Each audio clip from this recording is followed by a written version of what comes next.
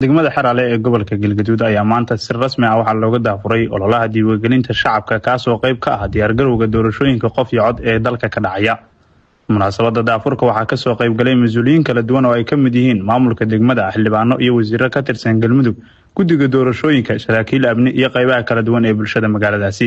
Madaxa guddiga doorashooyinka degmada Xaraale Bishaare Cabdinuur Macali Aadan ayaa daafurtay ololaha isdiiwaangelinta shacabka degmada Xaraale ayadoo tilmaamtay in guddiga doorashooyinka uu diyaariyay xarumo lagu diiwaangelinayo dhammaan bulshada qaybaheeda kala duwan. bismillaah maanta oo taariikhdu tahay 8 bishii 10 2025 guddiga doorashooyinka qaranka iyo sohdimaha waxa uu ka bilaabay diiwaangelinta codbixiyaasha doorashada golaha deegaanka degmada Xaraale. maanta waxay noo tahay waa maalin weyn bulshada ku nool degmada Xaraale waxa ay nasiib u heleen in guddigu uu soo gaarsiiyo diiwaangelintan.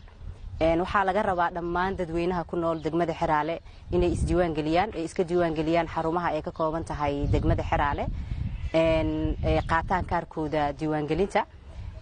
qofka aan isdiiwaangelin xaq uma yeelan doono in la doorto ama uu wax doorto. waxaan kula dardaarmayaa in la isdiiwaangeliyo dhammaan xarumahaas dadka ay wada tagaan.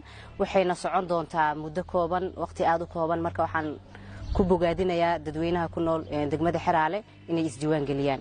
mas'uuliyiintii ka soo qayb gashay madashan oo goobta ka hadlay ayaa ugu baaqay shacabka degmada Xaraale inay si firfircoon uga qayb qaataan isdiiwaangelinta si ay u helaan xuquuqdooda codbixineed isla markaana ay door muhiim ah uga qaataan hanaanka dimuqraadiyadeed ee dalka. waxaan ka daafurnay ololihii diiwaangelinta dadweynaha. ilaahay baa ku mahadsan marka koobaad. mar labaad waxaan u mahadcelinaynaa guddiga doorashooyinka iyo sohdimaha qaranka oo shaqada halkan si wanaagsan uga bilaabay maanta. stateka madaxweynaha dowlad goboleedka Galmudug mudane Axmed Cabdi Kaariye Qoorqoor iyo madaxda qaranka dhammaan waa uga mahadcelinaynaa heerka wanaagsan ee dalku soo gaaray in maantay la bilaabay ololihii isdiiwaangelinta qof iyo cod lagu dooran lahaa oo qof walba codkiisa ku dhiiban lahaa. waxaan halkan uga qayb galnay aniga iyo mas'uuliyiin fara badan daafurka diiwaangelinta doorashooyinka